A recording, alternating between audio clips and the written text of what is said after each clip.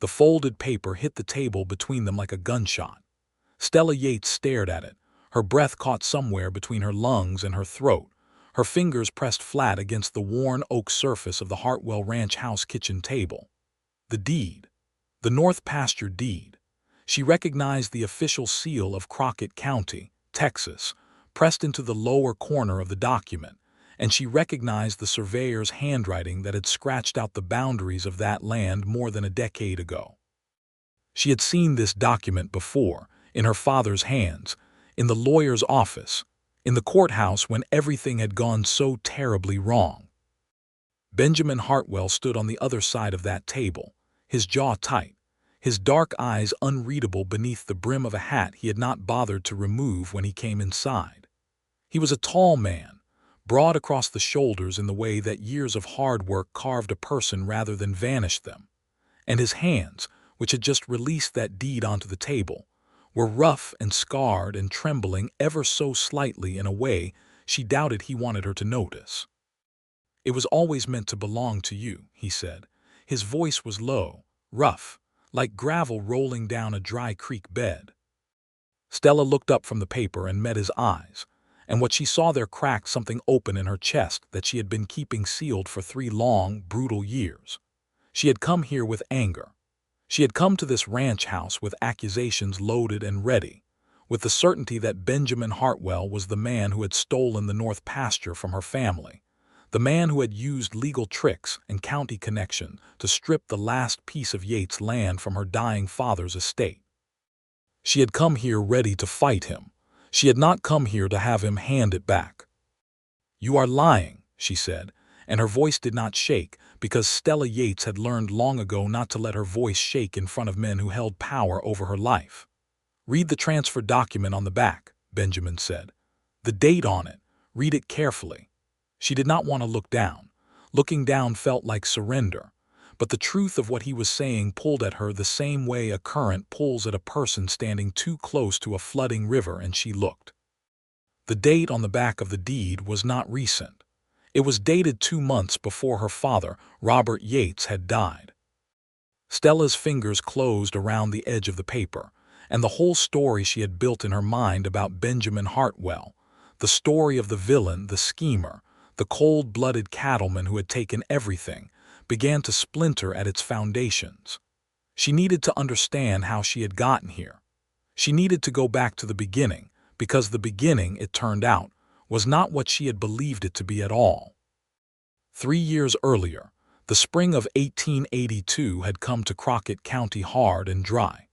The kind of spring that made ranchers in West Texas lie awake at night listening to the wind and calculating how many head of cattle they could afford to lose before the whole enterprise collapsed.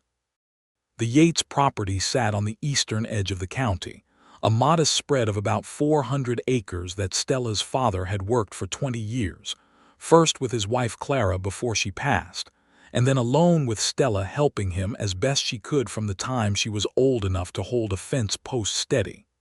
The North Pasture was the best piece of that land. Everyone in the county knew it.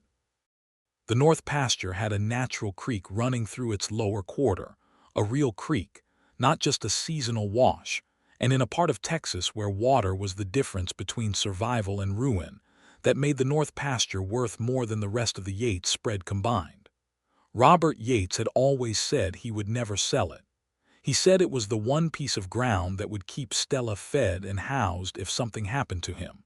Something happened to him. In the spring of 1882, Robert Yates had a stroke that left his right side weak and his speech slow, and his ability to manage the ranch essentially gone overnight. Stella, who was 24 years old and had never been anything other than competent and determined, took over running the spread as completely as a woman could in 1882 Texas, which meant navigating a series of barriers erected by men who believed land management was beyond her capacity and who were not shy about saying so. The county land office was one such barrier. The feed and supply merchants were another. But the largest and most immediate problem was the mortgage on the North Pasture that her father had taken out 2 years prior without telling her, a mortgage held by the Crockett County Merchant Bank, and that mortgage was coming due in 60 days. Stella had discovered this fact on a Tuesday morning when a letter arrived from the bank, and she had sat down at the kitchen table with it and done the arithmetic 3 times because she could not believe the number the first 2 times. She was $1,100 short of being able to satisfy that mortgage. $1,100 in 1882 was not a sum that a woman running a struggling ranch on her own could conjure out of thin air. She had tried. She had driven a small herd to market and gotten less than she hoped for because cattle prices were low that season. She had written letters to her father's distant relations in Tennessee and received no response. She had approached the bank about an extension and been told, with the particular patronizing courtesy of men who have already made up their minds, that the bank was not in the business of extending credit to accounts in uncertain standing. She had been sitting in the bank's outer office, trying to compose herself after that meeting, when she first truly noticed Benjamin Hartwell. She had seen him before, of course. Crockett County was not a large place, and Hartwell Ranch was the biggest operation in it, which meant Benjamin Hartwell's name came up in nearly every conversation about cattle and land and water rights in the county. He was 31 years old that spring, the son of a man who had built the Hartwell operation from almost nothing and then died young of a fever, leaving everything to his only son when Benjamin was just 22. Benjamin had spent 9 years turning that inheritance into something formidable, and he had done it, as far as the county could tell, without sentiment and without softness. He was known as a hard negotiator, a man who did not bend, a man who had once waited out a water dispute with a neighboring rancher for 2 full years rather than compromise. People called him the Hardened Cattleman, though not always to his face. Stella had her own opinion of him, which was that he was exactly the kind of man she had no use for, powerful and unyielding and probably indifferent to anyone below his station. That Tuesday in the bank, she had been putting on her gloves and preparing to leave when she heard him speaking to one of the bank officers in the hallway. She had not intended to eavesdrop, but the hallway was small and his voice carried, and the words North Pasture and Yates landed on her ears like stones in still water. She froze, she listened. What she heard did not fully make sense to her in that moment, because she only caught pieces of it, and the piece that lodged itself in her mind was Benjamin Hartwell saying, clearly and without apparent concern for being overheard, that he intended to acquire the North Pasture before the mortgage deadline. She left the bank with her heart hammering and her mind arranging that fragment of information into the most devastating interpretation available, which was that Benjamin Hartwell was planning to let the bank foreclose on her land and then purchase it at reduced value. It was the kind of move that happened in Crockett County. It had happened to other families. She had heard the stories. She went home and told her father, who by that point could communicate only slowly and with great effort, and his response to the name Hartwell was to grip her hand with his weaker one and say something she could not fully make out until the 3rd attempt, and what he said was, "Benjamin is a good man." Stella had attributed this to the confusion the stroke sometimes caused him. She spent the following 2 weeks in a state of low, burning fury, trying every avenue she could find to save the North Pasture and finding every avenue blocked. And then, on a Thursday afternoon in early April, Benjamin Hartwell rode up to the Yates property himself. She had been mending a section of fence line near the road when she saw the horse coming, a big gray gelding she recognized as Hartwell's, and she had straightened up with the wire cutter still in her hand and planted her feet and waited for him, because Stella Yates had never in her life run from a confrontation when standing her ground was an option. He pulled up about 10 feet from her and dismounted without being invited, which irritated her, though she kept it off her face. "Miss Yates," he said. "Mr. Hartwell," she replied. He was taller up close than she remembered from passing sightings, and there was something about the way he held himself that was not quite what she expected. She had expected arrogance. What she saw instead was something more careful, more contained, as though he were managing something underneath the surface with considerable effort. "I would like to speak with you about the North Pasture," he said. "I am sure you would," she said. He looked at her for a moment, and she had the unsettling impression that he was taking her measure in a way that had nothing to do with the land. "I heard you were at the bank," he said. "I know the situation with the mortgage." "That is none of your business," she said. "I want to make it mine," he said. "I have a proposal." She gripped the wire cutters a little tighter. "Speak it, then." He reached into the inside pocket of his coat and drew out a folded paper which he extended toward her. She did not take it immediately, and he held it steady without impatience until she did. She unfolded it. It was a promissory note, handwritten, with a legal heading. She read it through once, and then again, because she wanted to be certain she understood what she was reading. Benjamin Hartwell was proposing to pay the $1,100 to satisfy the North Pasture mortgage. In exchange, he was asking for grazing rights on the North Pasture's creek quarter for a period of 3 years. At the end of 3 years, the grazing rights would revert fully to the Yates estate, and the promissory note would be considered satisfied by use. He was not asking to buy the land. He was not asking for a lien. He was offering to pay a debt in exchange for a temporary limited use of a resource she was not currently in a position to fully exploit anyway. It was a more generous offer than she had any reason to expect. It was also a trap. She was certain of that. There had to be a hidden motive. Men like Benjamin Hartwell did not extend generosity without extracting something significant in return, and the document in her hands, however straightforward it appeared, had to conceal something she was not seeing. "What is your real intention here?" she asked. Something moved across his face, too quick for her to name it. "My real intention is to help you keep your land," he said. "People in this county do not help each other out of pure charity," she said. "Especially not men of your position." "I am not a charity," he said. "The grazing rights have value to me. My south herd needs the creek access. It is a fair trade." "Fair," she repeated, as though testing the word for structural integrity. "And if I refuse?" "Then you refuse," he said. "I will not force your hand." She looked at him. He looked at her. The spring wind moved the dry grass around them, and the wire cutters were heavy in her hand, and her father was inside the house unable to walk unaided, and the bank's deadline was 43 days away. "I will think about it," she said. She expected him to push. Men in positions of advantage generally pushed. Instead, he nodded, picked up his horse's reins, and said, "I will be at my ranch when you have decided," and rode away.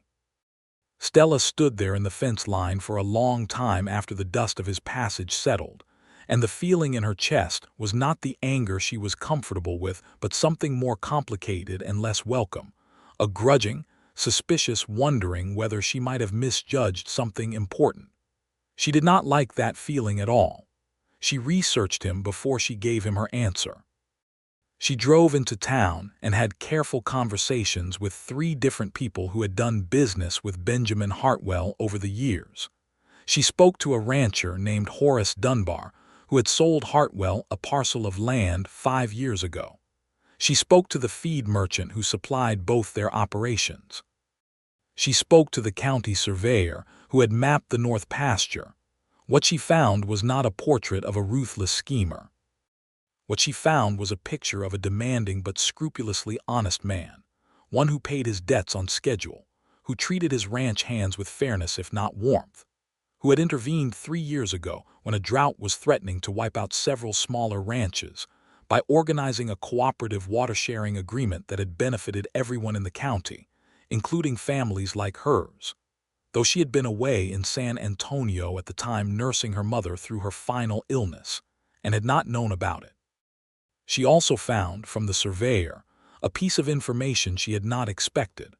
Her father, Robert Yates, had apparently consulted with Benjamin Hartwell several months before the stroke, asking his opinion on the North Pasture's value and on what a reasonable lease arrangement for the creek access might look like. The surveyor had been present at that meeting because Robert Yates had asked him to draw updated boundary maps. That piece of information sat in Stella's mind like a splinter, uncomfortable and impossible to ignore. She went back to the house and sat beside her father's bed and asked him, carefully and slowly, whether he had spoken to Benjamin Hartwell before the stroke. Her father, whose communication was difficult but not absent, had looked at her with his steady gray eyes and said, slowly and with great effort, "He is a man of his word. I trust him. You should too." 2 days later, Stella Yates rode to Hartwell Ranch and told Benjamin Hartwell she would accept his proposal. The negotiation of the final agreement took most of an afternoon, sitting across from each other at his kitchen table, with the documents spread between them, and Stella discovered something during those hours that she had not anticipated, which was that Benjamin Hartwell was interesting. Not charming in the practiced way of men who wanted something from a woman. Interesting in the way of a person who had thought carefully about most things and said exactly what he meant and did not waste words on decoration. When they disagreed on a particular clause, he did not talk over her or dismiss her objection. He listened, considered, and either defended his position with a clear reason or acknowledged she was right and amended the text. It was the most honest and equitable professional conversation she had ever had with a man in Crockett County, and she was still mildly suspicious of it even as she recognized it. The grazing arrangement began in May of 1882. Benjamin's south herd moved into the creek quarter of the North Pasture, and Stella, who checked the fence lines regularly, found that his hands were respectful of the agreed boundaries and that the cattle were managed properly so as not to overgraze the area. It was, objectively, fine.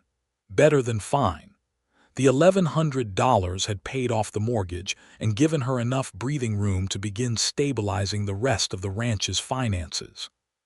She saw Benjamin occasionally during those first months, when he came to check on the herd or when they happened to cross paths in town. Their interactions were businesslike and brief. He asked after her father. She told him the truth, that her father was declining, slowly but steadily. He received this information with a quiet gravity that she found more comforting than the excessive expressions of sympathy that other people offered. She did not think about him more than the situation required. She was fairly confident of this. It was in August of that year, during one of the worst heat spells to hit West Texas in recent memory, that things began to shift. Stella had been working a particularly difficult section of her north fence line at the height of the afternoon, something she should not have been doing alone in that heat, when one of the fence posts gave way unexpectedly, and she went down hard on the rocky ground and cut her forearm open on the barbed wire in a way that was serious enough to require more than a cloth wrap. She was trying to get back to her horse when Benjamin Hartwell appeared, riding along the property line apparently to check on his cattle, and he saw her and was off his horse, and beside her before she fully registered that he was there. He assessed the cut with the calm efficiency of someone who had dealt with ranch injuries before, tore a strip from the inside of his shirt without apparent concern for the shirt, and wrapped her arm with firm, careful pressure. His hands, which she had already noted were large and scarred, were surprisingly gentle. "Can you ride?" he asked. "Of course I can ride," she said, which came out sharper than she intended because she was in pain and embarrassed to be found in a helpless situation. "Then ride to my ranch," he said. "My housekeeper, Mrs. Calloway, has proper bandaging supplies. That cut needs cleaning and closing." She wanted to refuse out of pure principle. Instead, she rode to his ranch, because the cut was deep enough that her cloth wrap was already soaking through, and she was practical enough to recognize that pride had its limits. Mrs. Calloway, who turned out to be a compact, efficient woman of about 60, who managed the Hartwell household with the competence of a general running a campaign, cleaned and bound Stella's arm with a briskness that acknowledged injury without dwelling on it, which Stella appreciated. Benjamin stood in the doorway of the kitchen during this process, leaning against the frame with his arms crossed, watching without hovering. When Mrs.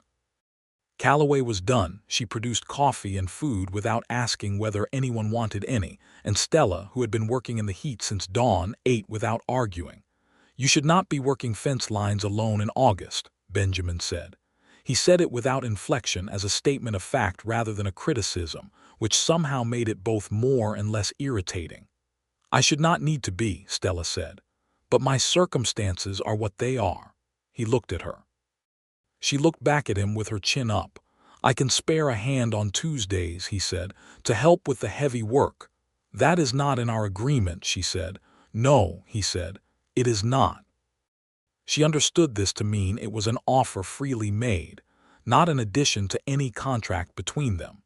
She sat with it for a moment, because she was still not entirely sure she trusted freely made offers, and then she said, "Tell your man to come Tuesday morning then." And Benjamin Hartwell nodded as though the matter were settled and refilled her coffee cup. The ranch hand he sent on Tuesdays was a quiet, capable young man named Miguel, who did not patronize her or override her directions, and who worked hard enough that the heavy work moved noticeably faster. Stella found herself grateful for it in a way she had to actively remind herself not to extend to Benjamin directly, because the help was practical, and the alternative was pride leading her to injury or worse. But she thought about him on the other days of the week, and she recognized this for the beginning of a problem.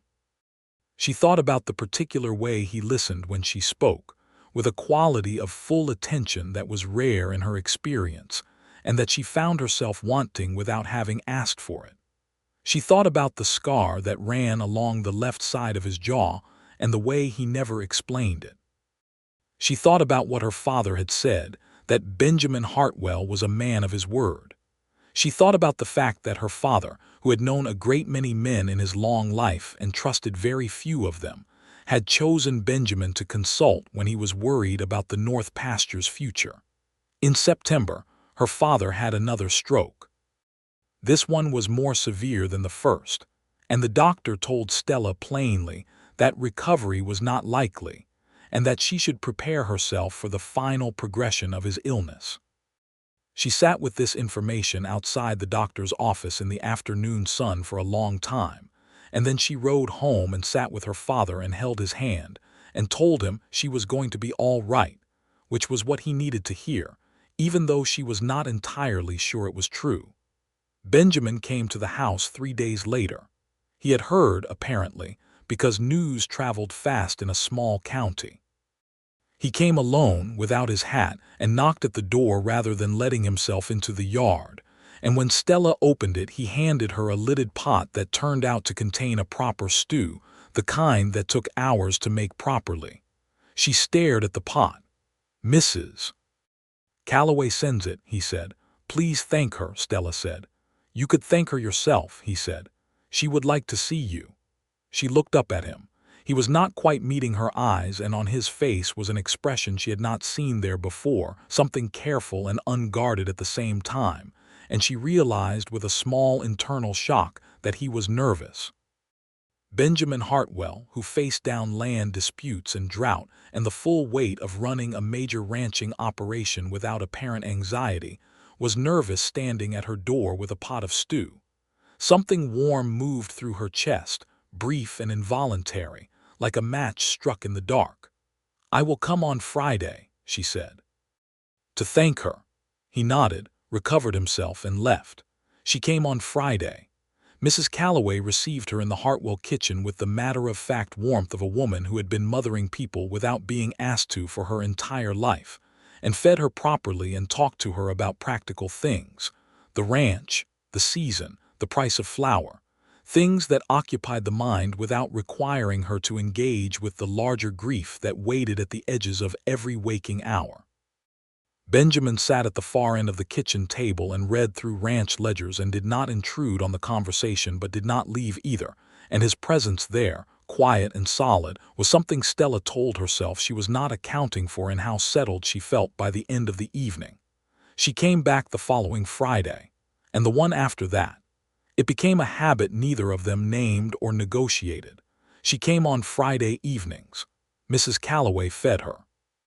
Benjamin was there, doing whatever work he did in the evenings, and the three of them occupied the same space in a way that was somehow both simple and complicated. and over the weeks of October and November, Stella found that she was telling Benjamin things she had not planned to tell anyone.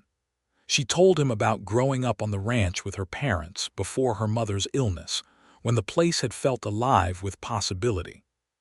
She told him about the years she spent helping her father expand the operation, the work she had done that the county did not fully acknowledge because it was done by a woman. She told him about San Antonio, where she had spent a year and a half watching her mother decline, and how she had managed the grief by refusing to stop moving, which was a strategy that worked right up until the moment it stopped working. He listened in the way she had come to expect from him, with total, undecorated attention. And slowly, in exchange, he told her things too. He told her about his own father, who had been a hard man to know and harder to please, and who had built the Hartwell Ranch through a combination of genuine ability and a willingness to do things that Benjamin was not proud to have grown up watching. He said this plainly without seeking sympathy, as a person reports a fact they have made their peace with but have not forgotten. He told her that the reputation he had in the county, the hardened cattleman who did not bend and did not feel, was something he had cultivated deliberately because it kept certain kinds of trouble away from him, but that it was not the whole truth of who he was. She had known that already by then. What is the whole truth?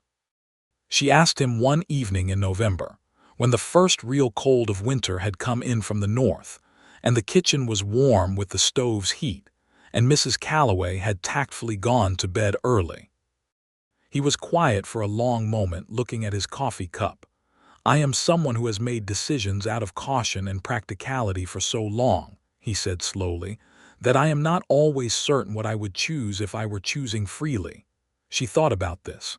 "What would you choose freely?" she asked. He looked up at her then, and the answer was in his eyes before he spoke it, clear and entirely without the careful containment he usually kept around himself, and Stella felt her own heart respond to it with an honesty she had not authorized. "That is a dangerous question," he said. "It is," she agreed. Neither of them moved for a moment that felt longer than it was, and then Mrs. Calloway's cat knocked something off a shelf in the next room, and the moment broke and they both looked away. And Stella told herself she needed to go home, and she went. She rode home in the cold dark, and the stars over West Texas were extraordinary that night, the kind of sky that made the loneliness of the land feel almost like a gift. And she thought about Benjamin Hartwell the entire way back and was annoyed with herself, and was also, underneath the annoyance, something she had not felt in a very long time. Hopeful. She felt hopeful. Her father died in early December of 1882, on a Tuesday morning when the air outside was clear and cold, and 3 of his old friends had come to sit with him through the night.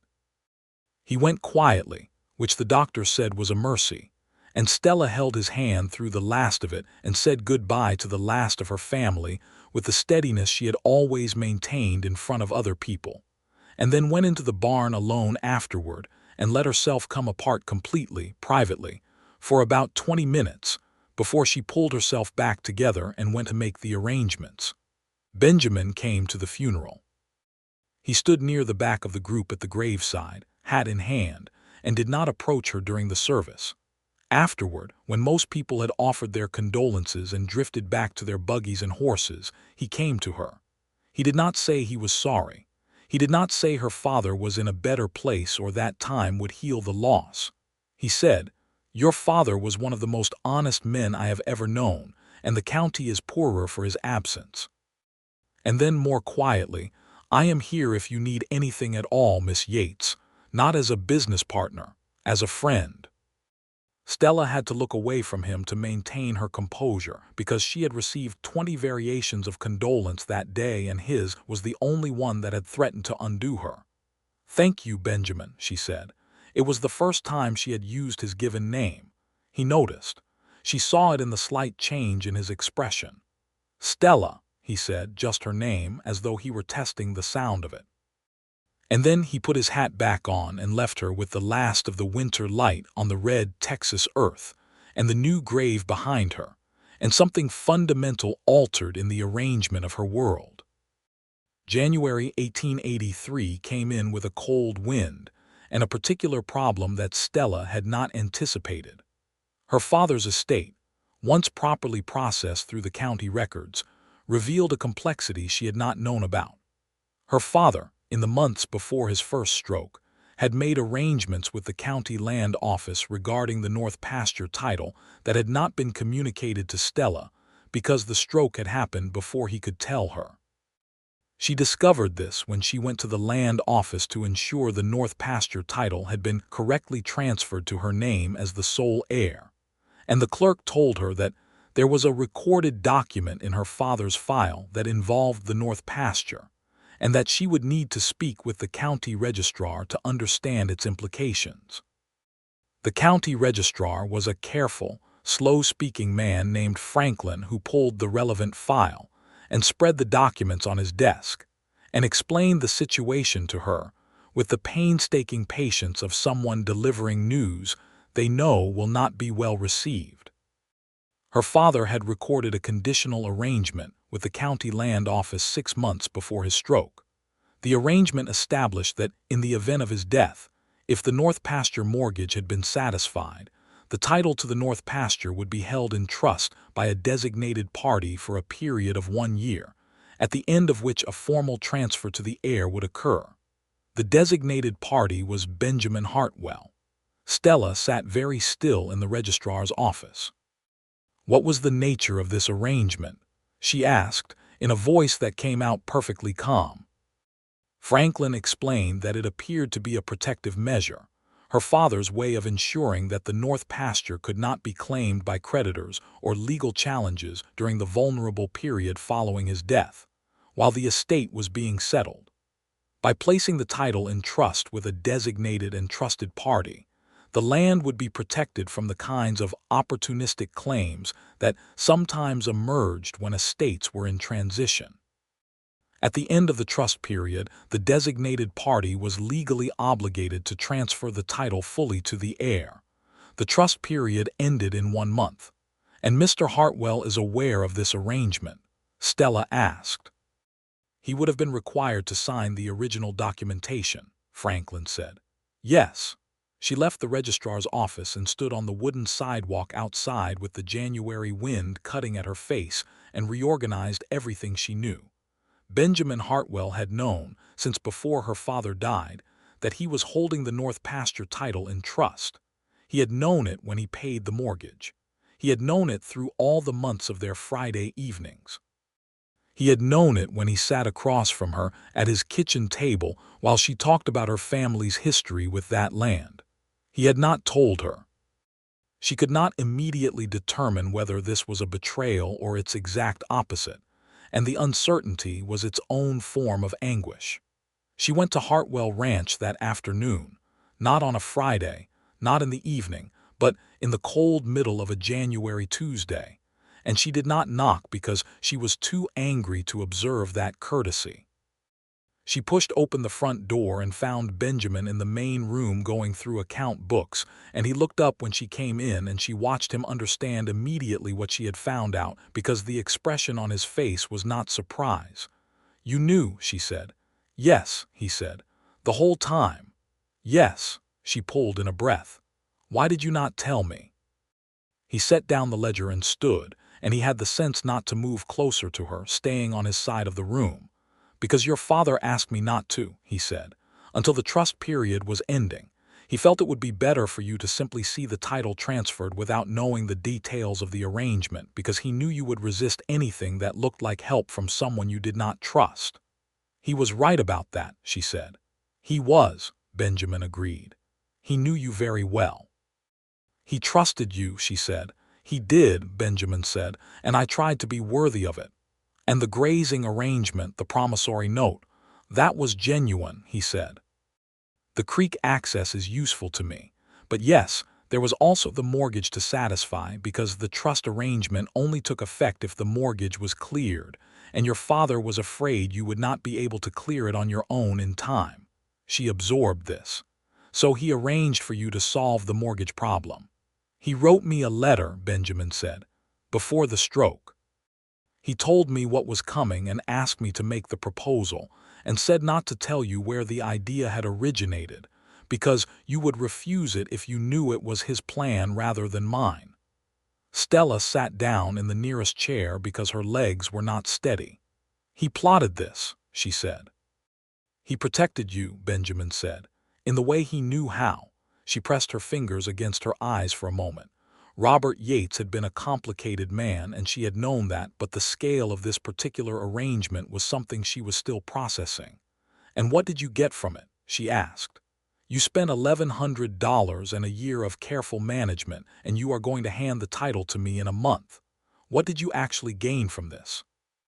The silence that followed her question was different in quality from the other silences she had experienced with him.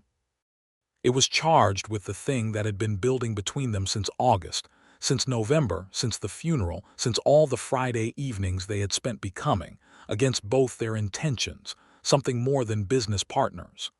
"I gained a year of your company," he said, "which was not part of any arrangement your father made." She looked at him. "I want to be clear with you, Stella," he said, and his voice had lost the careful management he usually kept on it. "Your father asked me to protect the land and not to tell you the full story until the time was right. He did not ask me to have feelings for you. That was entirely outside any agreement.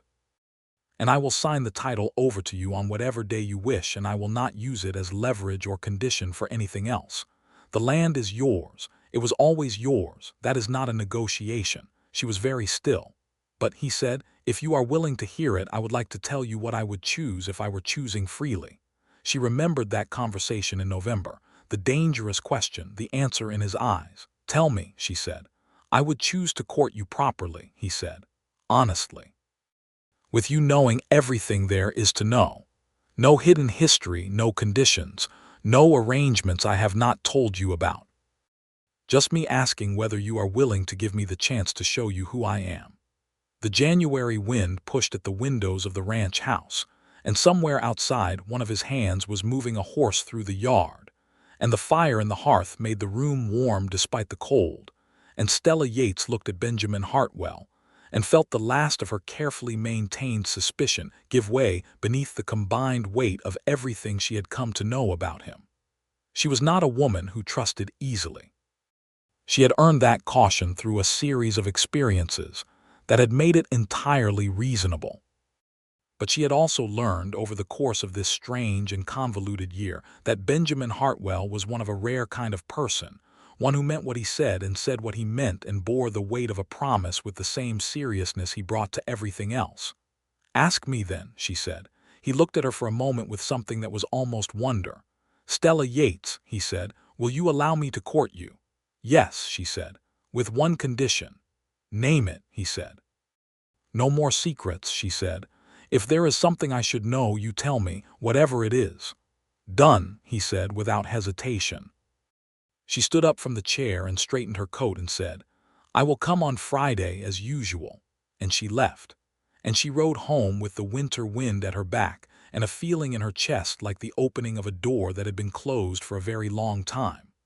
The month between that Tuesday and the formal transfer of the North Pasture title was the beginning of a courtship that was, true to Benjamin's word, entirely honest and open, and unlike anything Stella had expected. He was not a practiced romantic. He did not have the smooth social ease of men who had spent their lives charming people. What he had instead was a particular and determined sincerity, the same quality that made him an honest man in business, turned toward the business of making his feelings known. And the result was something that Stella found far more compelling than practiced charm would have been. He brought her books he thought she would find interesting, having paid enough attention during their conversations to know what she read and what subjects caught her mind. He came to the Yates ranch to help with work she could not easily do alone, not through intermediaries now but himself, in the early mornings before his own work required him, working alongside her with a comfortable competence and without any suggestion that she needed to be grateful for it. He told her about his past, the full version, including the parts of his father's history that were not flattering, and the decisions Benjamin himself had made in his early years of running the ranch that he was not proud of.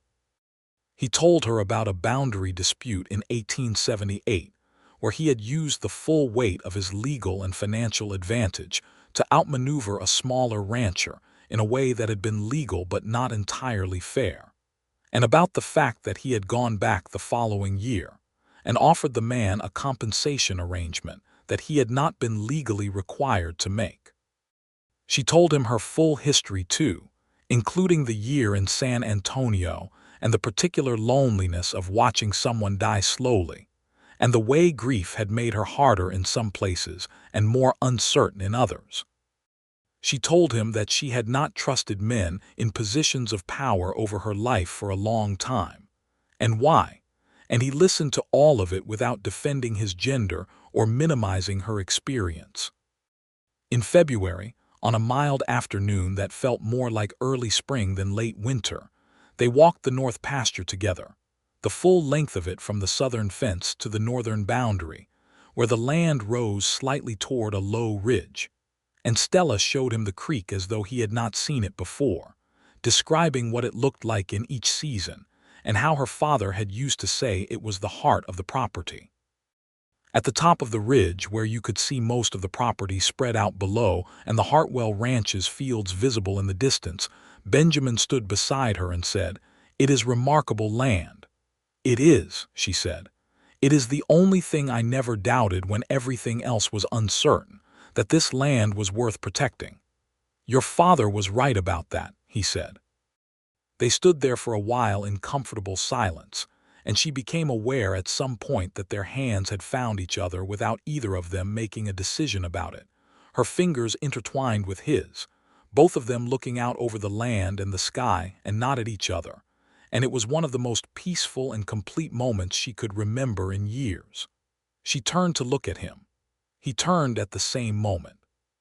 She had a brief impression of the afternoon light on his face and the complete absence of guardedness in his expression before he kissed her, slow and careful, and asking rather than demanding, and she answered yes with the same honesty she had been bringing to everything between them since January. The formal transfer of the North Pasture title happened on a Thursday in late February, at the county registrar's office, with Franklin presiding over the paperwork with his methodical patience.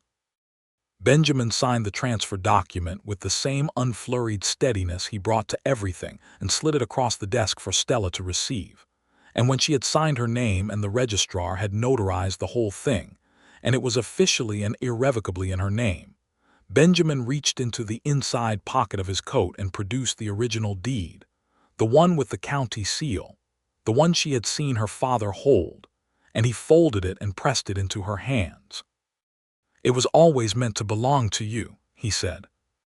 And now she was back in the kitchen of the Hartwell Ranch house, 3 days after the formal transfer, holding that deed, looking at the man across the table and understanding the full arc of the year that had brought them to this exact moment. She set the deed down on the table very carefully. "My father knew," she said. "When he set all of this in motion, he knew what might happen." "He told me," Benjamin said, "that you were the most capable person he had ever known and that whoever you chose to love would be fortunate. He said it twice, which was very unusual for your father." She laughed, which surprised them both, because it was genuine and it broke through the accumulated tension of the last several days, during which she had been reckoning with the full weight of what she had been given and what it meant. "I am sorry I came in here ready to accuse you of something," she said. "You came in here ready to defend what is yours," he said. "That is not a thing to apologize for." She looked at him across the table, this complicated, contained, honest man who had protected her land and won her trust, and stood in her father's kitchen with the deed in his hands, and given it back to her with no conditions attached, and she said the thing she had been working toward since November. "I love you, Benjamin." The words landed in the quiet kitchen with the simple force of a truth finally spoken aloud. His expression did something she had not seen before, an unguarded opening, like the first real light after a long winter. "I love you, Stella," he said. "I have for a considerable time." She came around the table, and he met her halfway, and she pressed her forehead against his chest, and felt the tension of the morning and the weight of the year finally, fully releasing, and his arms came around her with the same careful steadiness that characterized everything he did, and they stood like that in the kitchen while the spring light moved through the window, and the sound of the ranch working around them was a steady, comfortable presence. They were married in June of 1883. The ceremony was held outdoors, between the Yates property and the Hartwell land, on a piece of ground that sat at the edge of the North Pasture, and was, in a practical sense, the point where both their histories met. Stella wore a dress that had been her mother's, altered to fit, in a blue that matched the West Texas sky on a clear morning. Benjamin wore his best suit, and had clearly made an effort with his hair that Mrs. Calloway had probably been instrumental in achieving.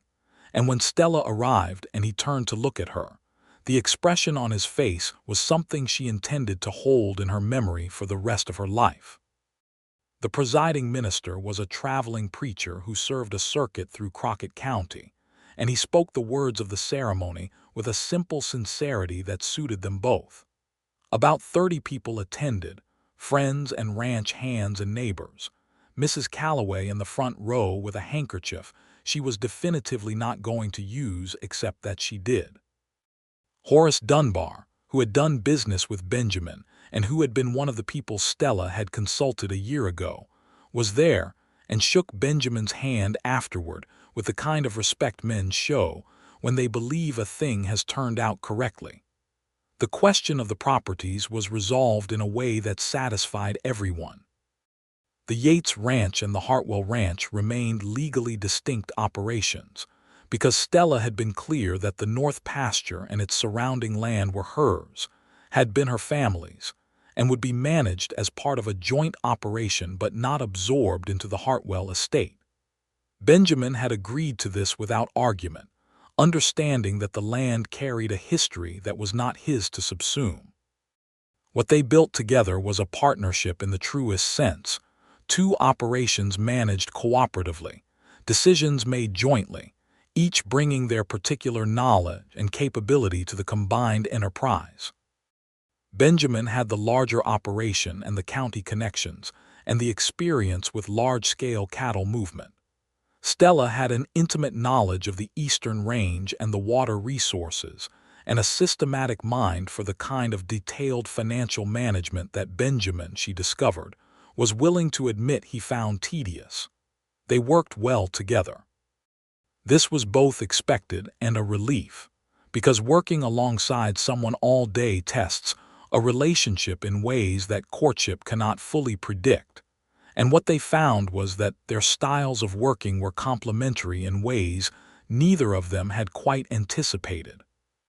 Where Benjamin moved quickly and decisively on large-scale matters, Stella was thorough in the details that he tended to overlook. Where Stella sometimes approached a problem from every angle before committing to a path, Benjamin had an ability to cut through the analysis and identify the essential question that prevented productive paralysis. They argued sometimes, because they were both people with strong convictions and direct communication styles, and their arguments were occasionally heated. But they were also almost always resolved, because they had established very early, without making it a formal rule, that they did not let things fester. Whatever had gone wrong, whatever they disagreed on, came out into the air between them and got spoken and examined and worked through. It was, in Benjamin's words once, a great deal more exhausting than simply avoiding things, and also the only way either of them could live. In the autumn of 1883, they dealt with a challenge that tested both them and their cooperative arrangement. A land speculator from Dallas named Cortland arrived in Crockett County with the intention of purchasing large sections of the eastern range, and he began approaching smaller ranchers with offers that were attractive on the surface, but that contained conditions designed to limit those ranchers' ongoing rights to the water resources that served the whole area. Stella recognized the pattern immediately. She had studied enough land documents by this point to understand what the hidden language in Cortland's contracts actually meant, and she brought the issue to Benjamin with a full analysis of the implications. Benjamin's response was immediate and comprehensive. He organized the same kind of cooperative response he had used during the drought of several years ago, convening a meeting of the county's ranchers and presenting a clear account of what Cortland's contracts would mean in practice. Several of the ranchers who had been inclined to sell came away from that meeting with a much clearer picture of what they would be giving up. Cortland, finding the county ranchers unified and informed, moved his attention to easier targets in the next county over. The eastern range stayed intact. The small ranchers kept their water rights. Benjamin shook hands with a dozen men afterward who had previously regarded him with a mix of respect and wariness, and Stella watched from across the room and felt a particular pride in him that she suspected would continue to surprise her with its depth. "You enjoy that," she said when they were riding home. "What?" he said. "Making things right," she said. "You are good at it and you enjoy it, and I think for a long time you pretended to yourself that you were only ever interested in the practical outcomes." He was quiet for a moment. "That is probably true," he said. "The hardened cattleman," she said with affection. "A partial character," he agreed. She reached over from her horse and squeezed his arm briefly, and he looked at her with that unguarded expression she had come to know as the real version of his face, the one beneath the public management. Their son was born in July of 1884, arriving in the middle of a summer that was blistering even by West Texas standards, and he arrived loudly and emphatically, which the attending physician, who had come from the nearest town and stayed with them for the last 2 days of Stella's labor, said was a good sign in a healthy infant. They named him Robert James Hartwell, Robert for Stella's father and James for Benjamin's, and he was a vigorous and demanding baby who made his presence in the household felt from the first hour. Mrs. Calloway, who had stayed on at the combined ranch operation as housekeeper, and who had clearly been waiting for grandchildren in the functional sense for some time, greeted the arrival of Robert with the kind of organized competence that meant hot water and clean cloths appeared reliably, and the household did not collapse during the weeks of adjustment that followed. Benjamin, who had shown up at his own child's birth with the pale composure of a man managing significant internal alarm, spent the first several weeks in a state of wondering terror that Stella found entirely endearing, and that she was careful to preserve by not laughing at too openly. He was good with the baby in the physical sense, calm and unafraid in the way of someone who had handled young animals and understood that they needed steadiness more than anything else, and Robert responded to his father's particular brand of quiet attention with the focused interest of an infant discovering a world. The ranch continued its work through all of it, because ranching in West Texas did not pause for births or deaths or anything else, and Stella was back in the routine of the operation within 6 weeks, which Benjamin worried about, and Mrs. Calloway facilitated by managing Robert's daytime care with cheerful authority. In 1885, a water rights dispute that had been simmering in the county for several years came to a head in the form of a formal legal challenge, filed by a large outside corporation that had acquired a ranch on the county's western edge, and was now claiming that its upstream position gave it the right to divert the creek system that fed the eastern range, including the North Pasture's creek. This was the most serious threat they had faced, because it was legal and organized and backed by the kind of financial resources that made long court battles possible. Benjamin retained the best lawyer available, a man named Aldrich from San Antonio who had experience with water rights litigation.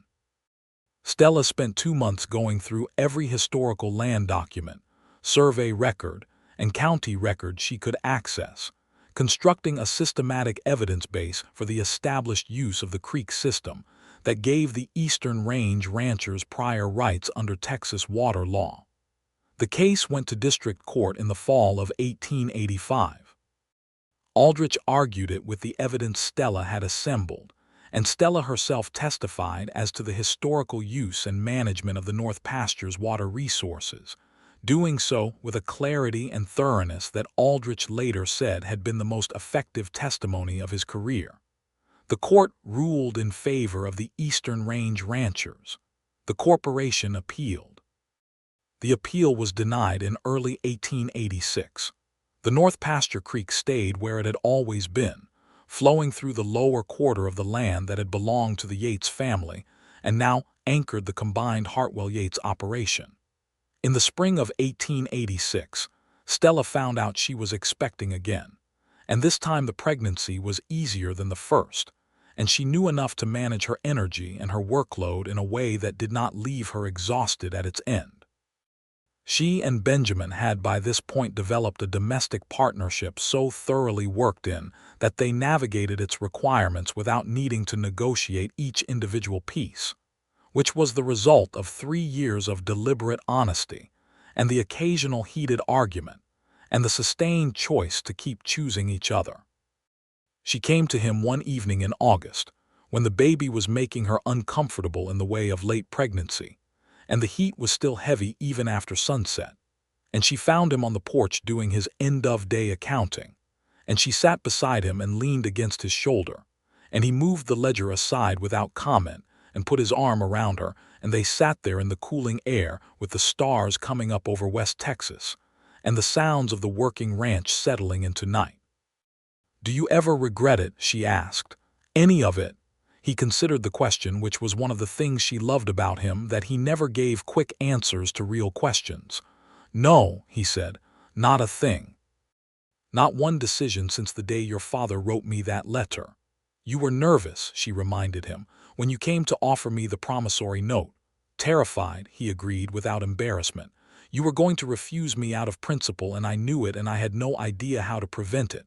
"You were very calm," she said. "I was not calm," he said. "I was managing." She laughed against his shoulder. "Do you regret any of it?" he asked. "No," she said. "Not even the part where I walked into your house ready to fight." "Especially not that part," he said. "That part was very much you." "Is that a compliment?" "It is the highest one I know how to give," he said. She tilted her head up and kissed him, slow and easy, the kiss of two people who knew each other thoroughly and were comfortable in that knowledge.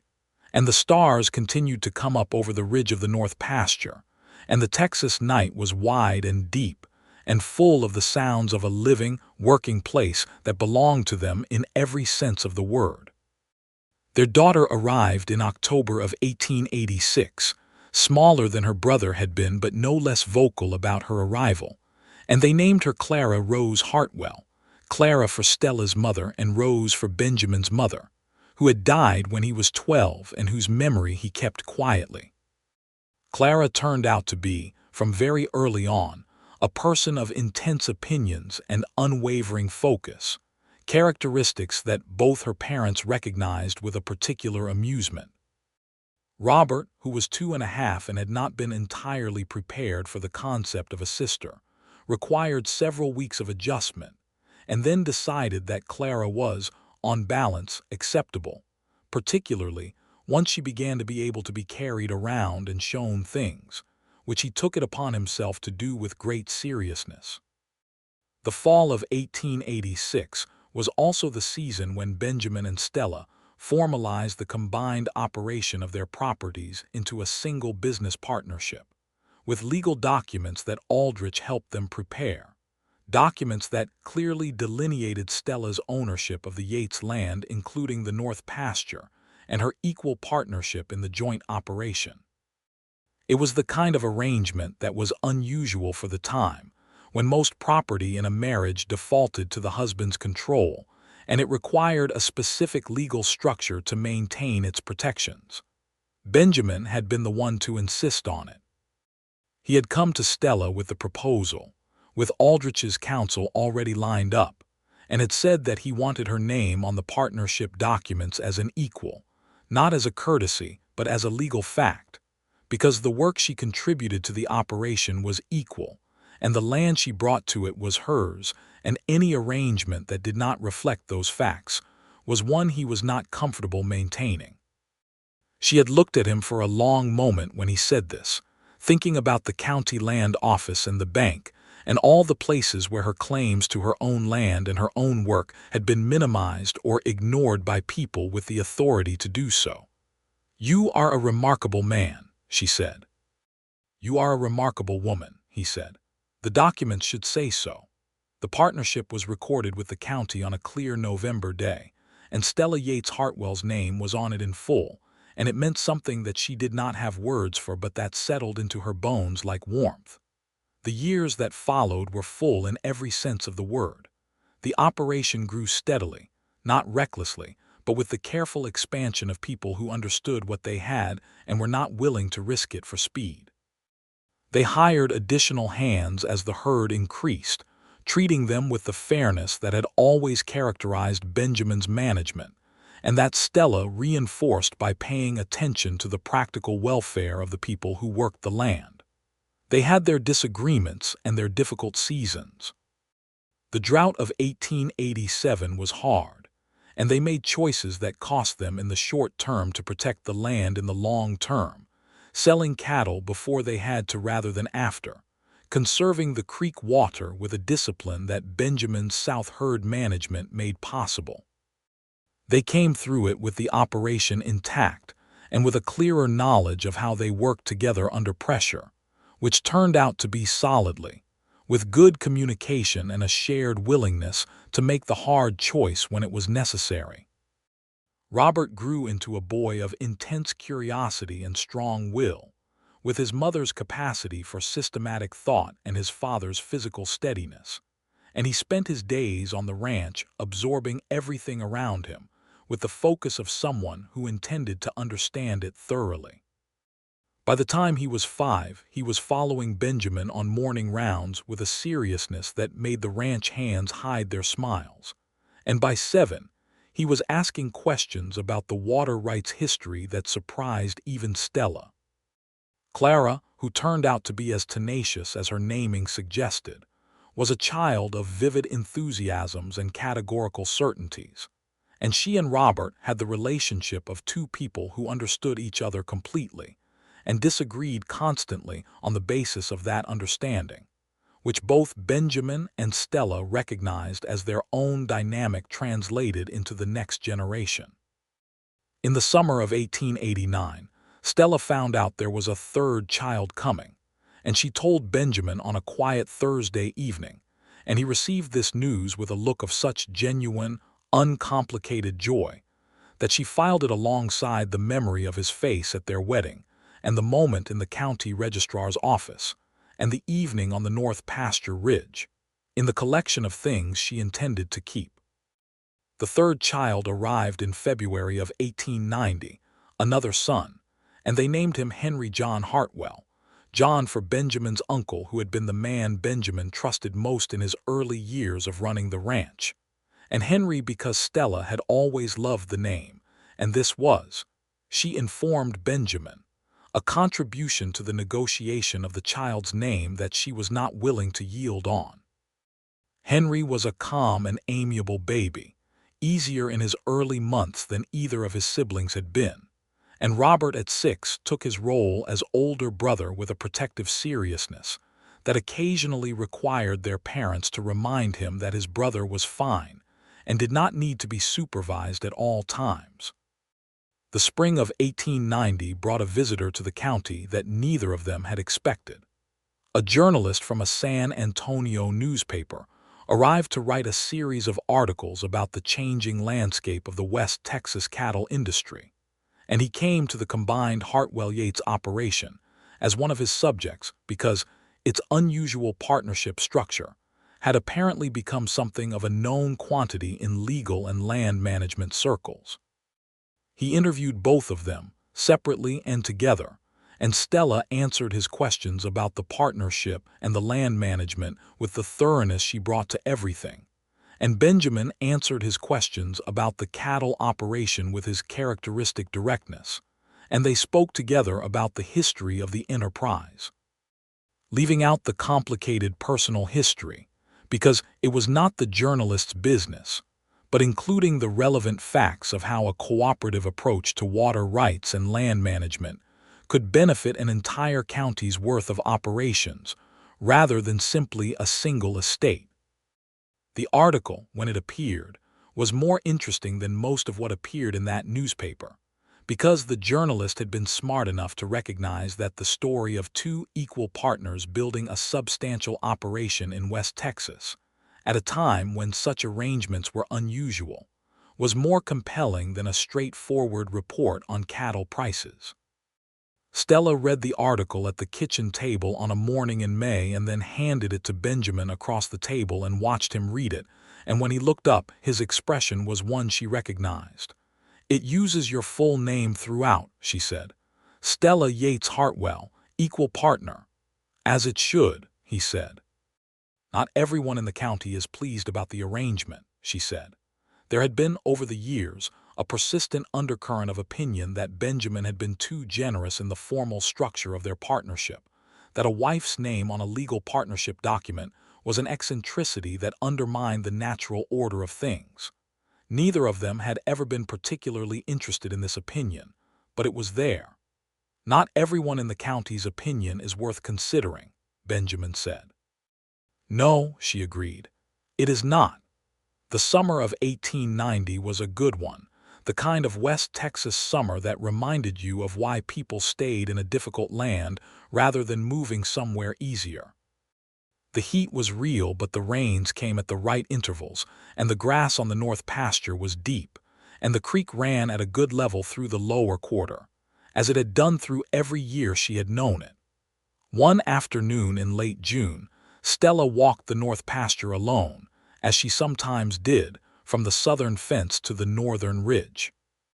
She walked it slowly, the way her father had taught her to walk a piece of ground, paying attention to what was underfoot and what was growing and how the water moved and how the land was holding itself. It was the same walk she had given Benjamin in the winter of 1883, showing him this ground as her father had shown it to her.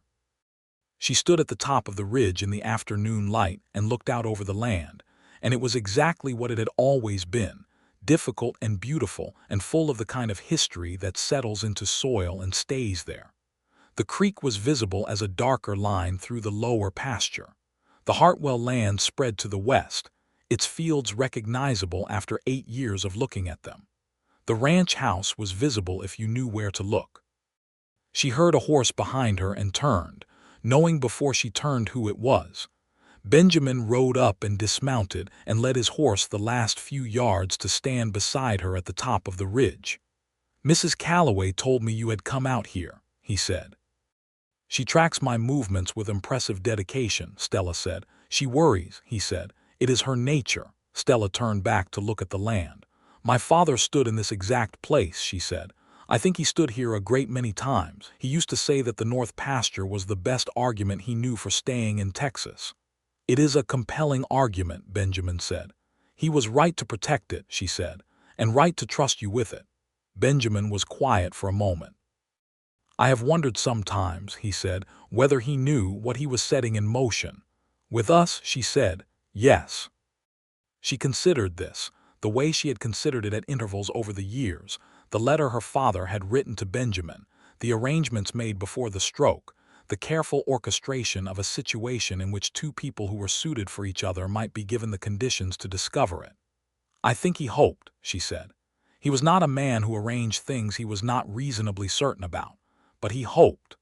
"He said you were the most capable person he had ever known," Benjamin said. "He said it in the letter. He was right. He said whoever I chose to love would be fortunate," she said. "He said that to you too." "Yes," Benjamin said. "He was also right about that," she said. Benjamin looked at her in the way he had looked at her across the kitchen table on that morning in early spring, with the deed between them and everything finally said. And she looked back at him with the same fullness of feeling that had been building since the very first time she had truly seen him and chosen to trust what she saw. He reached for her hand and she gave it to him, and they stood on the ridge of the North Pasture in the afternoon light of a Texas summer, With 3 children at the ranch house and 8 years of shared history and a legal partnership, and a life built on honesty and stubbornness, and a capacity for loving each other that had surprised them both, and the creek ran below in the pasture, and the grass was deep and the land was theirs. Not just the North Pasture, all of it. The whole accumulated reality of what they had made together. When they rode back to the house that evening, Robert was at the fence showing Henry something in the grass, and Clara was arguing a point with Mrs. Calloway from the porch with the passionate conviction of a child who was certain she was right, and the horses moved through the evening air with the easy rhythm of animals that knew they were home, and Stella and Benjamin rode side by side as they had done hundreds of times over 8 years, close enough that their hands brushed at intervals, not quite holding, not quite separate, in the comfortable space between two people who had long since stopped needing to declare where they stood. Over supper that evening, with all 3 children at the table and Mrs. Calloway moving efficiently between kitchen and dining room, and Benjamin listening to Robert's account of the thing he had found in the grass, which turned out to be a particularly significant beetle, Stella looked at the assembled reality of her life and felt something that she had learned over the years to name without embarrassment: grateful. She felt deeply and specifically grateful. Not for ease, because nothing about any of it had been easy, not the years before, not the year of the trust arrangement, not the water rights dispute, not the drought, not the daily work of building something substantial out of difficult land and strong wills, and the natural friction of 2 people who both knew their own minds. But for this, exactly this, the table with its people around it, the North Pasture creek running in the dark outside, the deed filed in the county records with her name on it, and the partnership documents filed beside it with both their names, and the man across the table who had put them there, and who looked up at that moment and met her eyes with an expression that said, without any words required, that he knew exactly what she was thinking, and that his answer to all of it was the same as hers. Later, when the children were asleep and Mrs. Calloway had retired and the ranch was settled into night sounds, they sat on the porch together in the dark, as they often did, and the stars over West Texas were spectacular in the way that only happened on clear summer nights when the air was dry and the horizon was wide, and the North Pasture was a darker shape against the stars, and the creek was inaudible but present, as it always was, the permanent reassurance of water in a country where water was everything. "I have been thinking," Stella said. "Tell me," he said. "About the north boundary fence," she said. "The section along the ridge. I think we need to relay 3 sections of post before winter." He laughed, which was a sound she had loved from the first time she heard it properly, low and genuine and relatively rare. "I thought you were going to say something romantic," he said.